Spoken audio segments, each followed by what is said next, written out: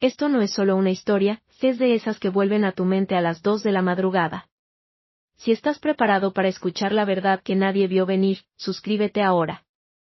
El Día de Acción de Gracias en mi casa siempre llevaba consigo una especie de agenda, aunque nadie lo dijera en voz alta.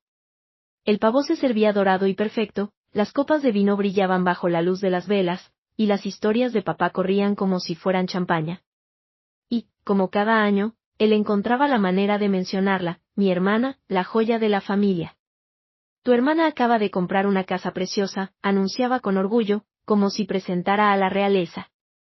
Y después, invariablemente, me miraba a mí con su sonrisa de siempre y preguntaba, ¿y tú, Laura, cuándo vas a alcanzarla? Todos reían, excepto yo. No desviaba la mirada, no bebía de mi copa, no fingía incomodidad. Simplemente sonreía, tranquila, serena, y respondía, ya lo hice. Solo que no invité a nadie que dudara de mí. El silencio cayó sobre la mesa, los tenedores quedaron suspendidos en el aire, y en ese instante todo lo que ellos creían saber sobre mí comenzó a desmoronarse. Hay algo casi teatral en la forma en que se desarrolla Acción de Gracias en nuestra casa. Cada detalle parece ensayado, como si fuéramos actores siguiendo una coreografía que no ha cambiado en décadas. El mantel de lino crema siempre está impecable, la cristalería resplandece y la cubertería se pule como si fuera una reliquia heredada. Mamá se mueve entre la cocina y el comedor con precisión militar, ajustando una servilleta aquí, acomodando un cojín allá, siempre con esa sonrisa que en realidad significa, mantente en tu papel. Papá, en cambio, interpreta al anfitrión carismático, con voz imponente y una memoria llena de anécdotas, aunque sus historias nunca son sobre todos, sino que siempre giran en torno a una sola persona, mi hermana Marta. Ella ya ni siquiera intenta disimularlo. Entra en la sala como si caminara por una alfombra roja, con tacones altos, peinado impecable y abrigo de diseñador. ¿Y por qué no habría de hacerlo? Cada vez que aparece, la atención se centra inevitablemente en ella. Yo, en cambio, soy Laura, la que trae el vino, la que carga las sillas plegables desde el garaje, la que escucha más de lo que habla. A mí me preguntan siempre lo mismo, si sigo en el mismo trabajo, si terminé ese curso del que alguna vez hablé. No lo hacen con malicia, o al menos quiero creerlo, pero sus preguntas no son realmente preguntas, son más bien un modo de pasar por alto lo que no entienden o, peor aún, lo que no quieren entender. Siempre ha sido así. Marta se lleva los grandes momentos, los discursos de graduación, los brindis de compromiso, las fiestas de inauguración. Yo recibo sonrisas, asentimientos, quizá una porción extra de pastel, como si eso equilibrara la balanza. Durante años me convencí de que no me importaba, que yo era la humilde, la que elegía no competir. Pero la verdad es que, aunque tratara de ignorarlo, lo sentía cada año como un ruido de fondo imposible de apagar. Este año, sin embargo, algo había cambiado. No en ellos, sino en mí. Yo no fui para demostrar nada ni para presumir, sino porque sabía exactamente quién era y, sobre todo, porque al fin entendí quiénes eran ellos. Por eso, cuando papá alzó su copa para anunciar, orgulloso, los logros de Marta, no surtió en mí el efecto que él esperaba. Y cuando, con su sonrisa habitual, volvió a preguntarme cuándo pensaba alcanzarla, ese fue el momento en que todo cambió. Marta siempre había sido la hija ejemplar, desde los dibujos del jardín de infancia hasta las solicitudes universitarias. Acumulaba elogios como trofeos. A los 28 años ya tenía marido, hipoteca y un perfil de Instagram perfecto, con filtros dorados y una vida que parecía sacada de una revista. Papá la describía como, afilada como una navaja, mamá la llamaba, una pequeña potencia, y el resto de la familia la admiraba sin reservas. En las reuniones no necesitaba pedir atención, esta simplemente se formaba a su alrededor como la gravedad. Yo, en cambio, siempre era la nota al pie. Si Marta compraba una casa, yo seguía alquilando. Si ella conseguía un ascenso, yo apenas estaba descifrando qué hacer con mi vida. Si celebraba su despedida de soltera, yo era la que doblaba servilletas o encargaba los cupcakes. Nunca pensé que papá lo hiciera con mala intención, pero él llevaba en la cabeza un concepto de éxito como una lista de casillas que había que marcar, y Marta las había marcado todas en tinta permanente. Recuerdo una vez, en una barbacoa, cuando le dio una palmada en el hombro y dijo en voz alta, esto sí es construir un futuro. Esa misma semana yo había cerrado un contrato con un cliente importante, pero nadie me preguntó por ello. Llegué a preguntarme si era invisible o si yo misma facilitaba que no me vieran. Lo cierto es que no buscaba el protagonismo, pero sí quería reconocimiento. No aplausos, sino algo más simple, comprensión. Y aunque sabía que Marta no era culpable de todo, que ella nunca pidió el pedestal en el que la pusieron, también comprendí que yo misma había aceptado ese lugar en segundo plano. Hasta que dejé de hacerlo. Porque, en realidad, yo no solo había alcanzado lo que ellos esperaban de mí, lo había superado. Había trabajado en silencio, construyendo algo estable, algo mío, sin deberle nada a nadie y sin tener que adornarlo con filtros de Instagram. No lo sabían aún, pero pronto lo descubrirían. Ese cambio no ocurrió de la noche a la mañana. No hubo un gran acontecimiento, sino una serie de pequeñas decisiones, silenciosas y constantes, hasta que un día desperté y me di cuenta de que ya no esperaba el permiso de nadie para sentir que importaba. Todo empezó el año en que decidí no ir a Acción de Gracias. Les dije que tenía un plazo de trabajo y que no podía volar hasta casa, pero la verdad es que no tenía fuerzas para sentarme otra vez en esa mesa y fingir que estaba bien con ser de segunda categoría. Pasé esa noche sola en mi apartamento, con comida tailandesa y un maratón de televisión donde veía a familias ficticias celebrar entre abrazos. Y aunque cualquiera pensaría que era deprimente, no lo fue. Fue liberador. Ese silencio, esa ausencia de expectativas, me dio espacio para respirar. Empecé a hacer cosas para mí, no para su aprobación ni para compararme con nadie. Acepté trabajos freelance en los que nadie confiaba y los convertí en ingresos estables. Abrí un negocio de consultoría y conseguí mi primer cliente fijo. A los 3 meses me mudé de mi diminuto piso a una casa propia, comprada con paciencia y discreción, sin anunciarlo a nadie. No hubo fiesta, ni fotos de inauguración. No fue secreto, fue sagrado. Era mío.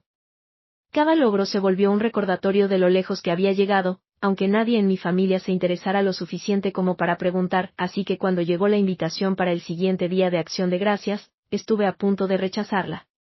Pero algo en mí dijo, ve. No para competir, no para demostrar nada, sino para dejar de encogerme en un lugar donde nunca debí sentirme pequeña. Fui. Me puse un suéter color burdeos, llevé una botella de vino y entré en esa casa como quien sabe que pertenece allí. La mesa estaba exactamente igual a como la recordaba, la luz de las velas, el brillo de la plata, las risas flotando en el aire. Papá en la cabecera, tallando el pavo con solemnidad, mamá correteando entre platos, rellenando fuentes que no lo necesitaban, Marta brillando, impecable, al lado de su marido Javier, que reía demasiado fuerte a los chistes de papá. Yo ocupé el lugar vacío al otro extremo, frente a mi prima Beatriz, que me regaló una sonrisa cálida y me susurró, te ves increíble. El momento llegó después del postre, justo cuando papá terminó su trozo de pay de nuez, su favorito. Se limpió la boca con la servilleta, se reclinó en la silla y, con voz firme, reunió la atención de todos. Bueno, su hermana tiene grandes noticias. Anunció con orgullo, mirando a Marta con una sonrisa casi triunfal. Acaba de cerrar la compra de una casa preciosa, 4 habitaciones, porche, granito, todo. Los tíos aplaudieron, los comentarios llovieron, y entonces, como siempre, papá giró hacia mí. Laura, ¿y tú, cuándo vas a alcanzarla? Todas las miradas se posaron en mí, algunas divertidas, otras expectantes. Incluso Marta ladeó la cabeza, esperando mi típica respuesta vaga. Pero no fue así. Lo miré a los ojos, no con rabia, sino con una serenidad que lo hizo incomodarse antes de que siquiera hablara. Sonreí. Ya lo hice, respondí, con voz firme y clara. Papá parpadeó. ¿De verdad? Tomé un sorbo de agua, hice una pausa y añadí, solo que no invité a nadie que dudara de mí. No fue un estallido. Fue un golpe certero. El silencio se extendió por la mesa, no ruidoso, sino agudo. Marta dejó el tenedor suspendido, Javier frunció el ceño, tía Diana pareció no entender el chiste. Yo no expliqué nada. No llené el vacío con excusas. Por primera vez, los dejé sentados en su propio silencio. Y por primera vez, sintieron lo que era no conocer realmente mi historia. Es extraño como una sola frase puede cambiarlo todo. No fue porque sonara fuerte, sino porque algo dentro de mí se abrió de golpe. Lo hice. Solo que no invité a nadie que dudara de mí. Nunca pensé que cayera como una granada, pero el silencio que siguió me confirmó que así había sido. Papá entrecerró los ojos apenas. Mariana bajó lentamente el tenedor y sus labios se entreabrieron mostrando sorpresa. Incluso mamá, que solía mantenerse al margen de este tipo de momentos, se quedó a medio servir la sidra espumosa. Yo no me moví, no sonreí para suavizar la tensión. Me limité a quedarme quieta, dejando que el instante se estirara, dejando que respirara. Entonces papá soltó una de esas risas cortas y tensas, despectivas, las que usa cuando alguien se sale de lo que él considera correcto. Dijo que era críptico, como si así pudiera restarle peso a lo que acababa de escuchar. Respondí tranquila, no lo era. Él había hecho una pregunta y yo había contestado. Miró alrededor de la mesa intentando recuperar un control que ya se le había escapado, y entonces lanzó con ironía, ¿compraste una casa? Pronunció la palabra como si fuera una exageración, un chiste privado. Yo no lo negué. Sí, había comprado una casa hacía un año. Mamá repitió incrédula, ¿un año?, y me preguntó por qué nunca lo había dicho. Le respondí que, simplemente, nunca había salido el tema. Y esa respuesta cayó como un veredicto tranquilo, sin crueldad, solo verdad. Vi cómo Mariana trataba de encajar la información, repasando mentalmente si había pasado por alto alguna pista. No la había publicado en redes, no había invitado a nadie, no había fotos de celebración. Porque no lo había hecho para ellos. Y eso, supe en ese instante, era lo que más les inquietaba. José intentó sonar casual al preguntarme dónde estaba la casa. Le respondí que a unos 20 minutos de allí, mientras untaba mantequilla en un panecillo como si fuera cualquier otro martes. Papá rió otra vez, ahora con más esfuerzo, y me preguntó cuántos metros tenía esa misteriosa casa. Lo miré a los ojos y le dije que poco más de 400 metros cuadrados. La sala entera contuvo el aliento. Tía Diana dejó escapar un pequeño, Mariana parpadeó y hasta José cambió de expresión, inseguro de si debía estar impresionado o incómodo. Papá recalcó que era mucho espacio para alguien sola, y yo simplemente me encogí de hombros, tal vez, pero la había pagado al contado y no era ninguna carga. Entonces el silencio se transformó, ya no era incómodo, era un silencio de reajuste, como si todos en la mesa estuvieran recalibrando lo que creían saber de mí. La tensión seguía flotando cuando Mariana intentó recuperar terreno con un tono dulce, diciendo que comprar una casa era algo grande y que no había querido compartirlo con mi familia. Yo le respondí con calma, preguntándole si se refería a esa familia que siempre quería saber qué tan cerca estaba de parecerme a ella. Su sonrisa titubeó, y yo aclaré que no lo había ocultado por despecho, sino porque ya no sentía la necesidad de explicarme más.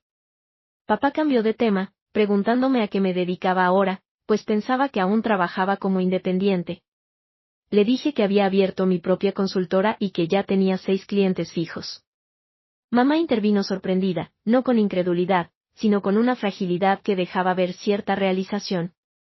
Asentí y expliqué que llevaba tiempo siendo financieramente independiente. Papá trató de defender a Mariana, señalando que su casa estaba en un barrio fantástico, con buenas escuelas y gran inversión.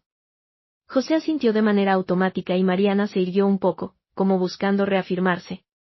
Yo respondí ligera, pero con precisión, técnicamente no era su nombre el que figuraba en la escritura. El ambiente quedó en silencio. Mariana se quebró por primera vez, y yo expliqué qué era lo que mostraban los registros públicos, pues era José quien había firmado la hipoteca. Él se apresuró a decir que estaban casados y que la casa era de ambos, y yo asentí de forma neutral, recordando que los dos sabíamos cómo funcionaban los bancos. Mariana, molesta, me preguntó por qué había buscado esa información. Le respondí que no lo había hecho, que alguien me la había enviado hacía meses, señalando lo irónico que era que siempre se me comparara con ella, cuando yo era la única que no debía nada al banco. Papá levantó la mano, pidiendo detener la conversación. Pero yo seguí tranquila, asegurando que no se trataba de que la situación se saliera de control, sino de que por fin había honestidad en la mesa. Y allí lo vi, una chispa distinta en los ojos de papá. No era enojo ni decepción, era duda. Por primera vez, no estaba seguro de quién era realmente la hija ejemplar en esa mesa. Mariana C. Cruz. O de brazos y con voz tensa dijo que nunca había pedido que nos compararan. Yo asentí y respondí que tampoco yo lo había hecho, pero había ocurrido de todos modos, cada Navidad, cada cumpleaños, en cada cumplido disfrazado. La sala estaba tan en silencio que se escuchaba el zumbido del refrigerador en la cocina. Yo no estaba atacando, simplemente ya había terminado con el papel de fingir. Les recordé que había construido algo real, solo que no necesitaba aplausos ni espectadores para hacerlo. La tensión era tan espesa que se sentía como una niebla. Papá quiso recuperar el control, pero no encontró palabras. Mariana permanecía rígida, con las manos tensas bajo la mesa. Me acusó de haberlo dicho en ese momento porque buscaba atención, y yo le respondí que no había planeado nada, que simplemente me habían preguntado y yo había contestado. José intentó suavizar, diciendo que no lo hiciéramos una competencia, y yo le respondí suavemente que siempre había sido una competencia, solo que yo no sabía que estaba participando. Ese golpe fue claro. Incluso los ojos de mamá se desviaron hacia Mariana con algo de duda. Continué, contando que había trabajado jornadas de 12 horas durante casi 3 años, que no me fui de vacaciones, que no me endeudé, que levanté mi negocio cliente por cliente, quedándome hasta la madrugada diseñando propuestas y haciendo mis propios impuestos. Nadie lo había preguntado nunca, nadie me había llamado en los años en que falté a cenas familiares. Simplemente asumieron que yo seguía quedándome atrás. Mariana bufó y me dijo que qué quería, un desfile por hacer mi trabajo. Le respondí que no, que lo único que quería era una familia que no midiera mi valor en función de que tan cerca estaba de parecerme a su vida. Mamá me miraba con los ojos brillantes, apenas conteniendo las lágrimas. Papá me acusó de no haber dicho nada antes, y yo le respondí que no hubiera importado, porque ya habían decidido quién era yo hace mucho tiempo. Me habían puesto en una caja con la etiqueta de «la que sigue intentando», y nunca volvieron a mirar adentro. Lo miré con calma y luego me giré hacia Mariana, diciéndole que no era la villana, pero que nunca había usado su voz para cuestionar la desigualdad de esa atención. Ella bajó la mirada, murmurando que no lo sabía. Y yo le respondí que nunca preguntó, que nunca se preguntó por qué yo había dejado de aparecer. Mamá susurró mi nombre, conmovida, diciendo que no se había dado cuenta. Yo le contesté que lo sabía, y que precisamente ese era el problema. El silencio que cayó entonces no fue de enojo, sino el peso de una verdad que se había sostenido demasiado tiempo. Algo se había roto, algo irreversible. Yo ya no estaba a prueba. Papá parecía más viejo, más inseguro, como si la tierra bajo sus pies se hubiera movido. Mariana no podía ocultar la tensión en sus manos, y José se mantenía rígido, como temiendo que un solo movimiento pudiera detonar algo más. Me levanté despacio, doblando la servilleta con calma. No había rabia en mis gestos ni la necesidad de demostrar nada. Ese momento ya había pasado. No estaba allí para ganar, nunca lo estuve. Dije suavemente que me iba. Mamá me llamó por mi nombre, pero no terminó la frase. La miré, no fría ni herida, solo decidida a dejar de fingir. Le recordé que siempre me pedían volver, pero nunca preguntaban cómo estaba realmente. Querían actualizaciones de las que pudieran presumir, no la verdad de quién estaba llegando a ser. Luego miré a Mariana. Le dije que no teníamos que ser cercanas, pero que hubiera significado mucho si al menos una vez me hubiera apartado para preguntarme cómo estaba de verdad, sin filtros ni público. No respondió, pero sus ojos brillaban con algo que no había visto antes, reconocimiento. Y papá, a quien dejé para el final, lo miré y le recordé que siempre me pidió que los alcanzara, cuando en realidad nunca estuve atrás, simplemente nunca miró bien. Sus hombros se hundieron un poco y, casi en un susurro, «Ade. Mi tío, tienes razón». Y yo no necesité más que eso. Caminé hacia la puerta despacio, poniéndome el abrigo. Nadie me siguió, nadie me llamó, y eso, curiosamente, se sintió como cierre. No porque no les importara, sino porque por fin habían entendido que no eran dueños de la versión de mí que ellos mismos habían inventado. Abrí la puerta principal y el aire de la tarde me golpeó fresco, casi cortante, pero reconfortante en la piel. Afuera, ya no era la que debía alcanzar a nadie. No era la chica callada en la esquina ni la decepción en progreso. Afuera, era simplemente Laura, la mujer que ya había llegado. Y por primera vez en años, no necesitaba que nadie me siguiera, y si esta historia te tocó, la próxima te dejará sin palabras.